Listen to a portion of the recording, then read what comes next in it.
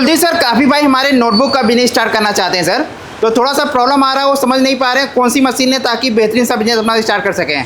Sir देखिए, जो सबसे अच्छी मशीन या सबसे किफ़ायती मशीन की अगर हम बात करें, क्योंकि नोटबुक के बिज़नेस में मैनुअल भी मशीनें आती हैं, सेमी ऑटोमेटिक भी आती हैं और फुली ऑटोमेटिक भी आती हैं।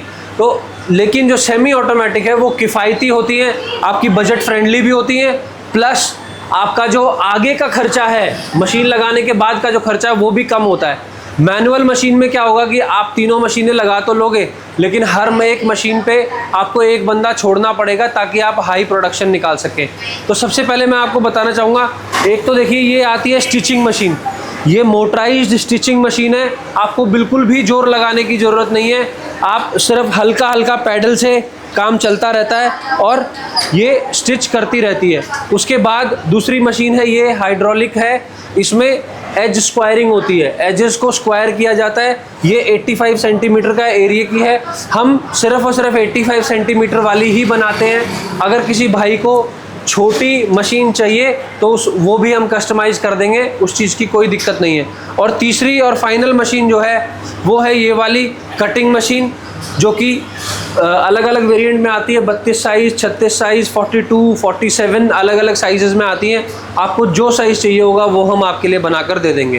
तो ये 3 मशीनें हैं, ये तीनों सेमी ऑटोमेटिक या मोटराइज्ड मोड में आती हैं और इनमें आपकी 1 घंटे की 1500 से 1600 कॉपियों की प्रोडक्शन होती है।